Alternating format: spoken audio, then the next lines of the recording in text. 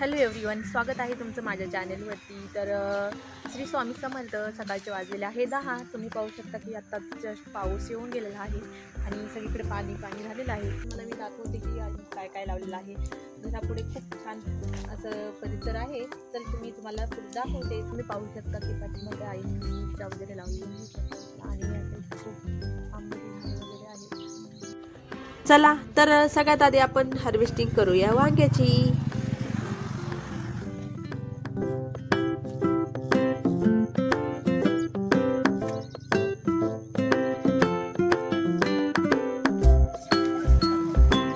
पावसाळा असल्यामुळं काही काही वांगे किडके निघत आहे, ती फेकून द्यावं लागत आहे. ते खूप दिवसापासून ही झाडं आहेत आईच्या घरा पाठीमागे.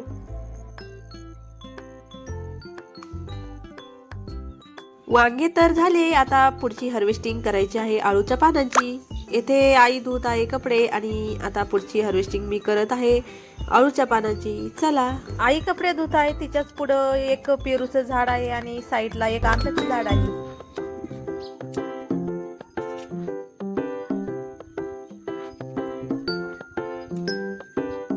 खूप छान पानं आहे ही. गावरान छोटे छोटेसे, त्याच्या आळूच्या वड्या पण खूप छान बनतात. आता पावसामुळे ती जरा पातळ झालेली आहे, नाही तर पहिले खूपच छान होती ती.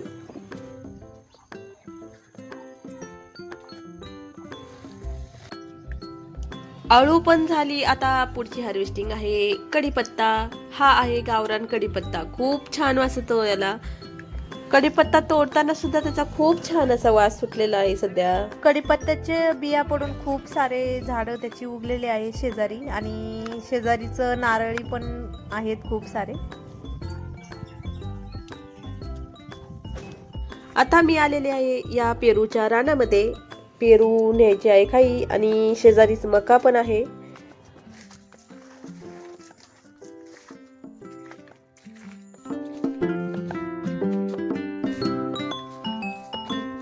खूप मोठी पेरूची बाग आहे, पण पेरू काहीच मोठाले झालेले आहे, त्याच्यामुळे शोधावं लागत आहे. खूप थोडेफार पेरू मोठे झाले, त्याच्यामुळे मला काही लवकर सापडत नाही इथे पेरू.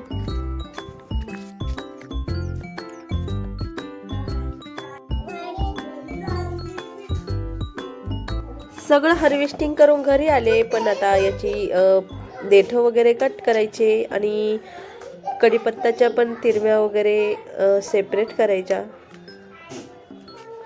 आळूच्या देठांची भाजी पण खूप छान होते, पण आता सध्या त्या खूप कोवळ्या आहेत, त्याच्यामुळे मी काही त्यासोबत घेऊन जाणार नाही, कारण त्याच्यात काहीच निघणार नाहीये.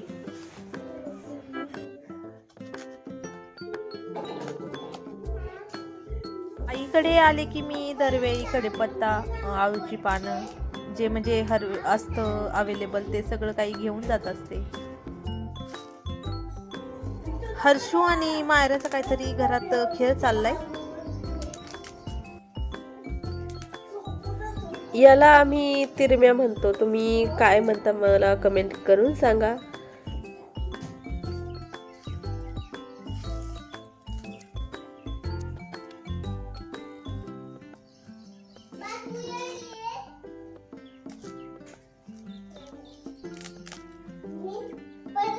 हे पहा किती छान आणि लुसलुशीत कोवळा असा कढीपत्ता आहे हा. भाजीला पण खूप छान अशी चव येते याने.